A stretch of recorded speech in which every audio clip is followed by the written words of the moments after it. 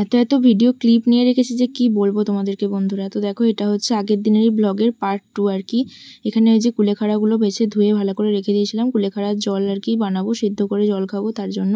তারপরে এই যে ছাদে চলে এসে জামা কাপড়গুলো তুলে নিচ্ছি, যেগুলো ভিজিয়েছিলাম কেচে ধুয়ে ভালো করে শুকোতে দিয়ে দিয়েছি, শুকিয়েও গেছে ভালো মতো করে মোটামুটি। এই ওড়নাগুলোই প্রথমে শুকিয়েছে, তো এগুলো নিয়ে চলে এলাম। তারপরে এই যে দুপুরে খেতে বসে পড়েছি, দেখতেই পাচ্ছ।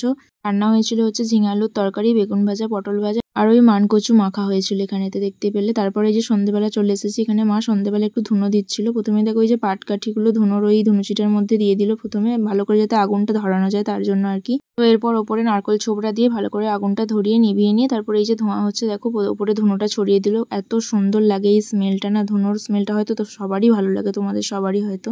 দেখো তারপর এই যে দশমীর দিনে যেটা আর কি লিখে আমাদের জলে দিতে হয়, নিয়ম আছে, হয়তো সবারই আছে এটা। তো এই যে শ্রী শ্রী দুর্গা মাতা সহায়, এটা 3বার মতন লিখে এটা এই কলা পাতাটাকে জলে দিয়ে আসতে হয়, আমাদের নিয়ম এটা আর কি। এরপর মা এখানে মোচার চপটা ভাজছিল, যেটা বললাম যে মোচার চপ বানানো হবে, ওটা ভাজছিল মা ওদিকে, আর আমি এদিকে এই বেসনটা একটু ঢেলে রাখছিলাম কৌটোর মধ্যে, খালি হয়ে গেছিল তাই। এই যে দেখো মোচার চপ হয়ে গেছে, গরম গরম মোচার চপ, উফ খুব সুন্দর খেতে হয়েছিল, খুব সুন্দর।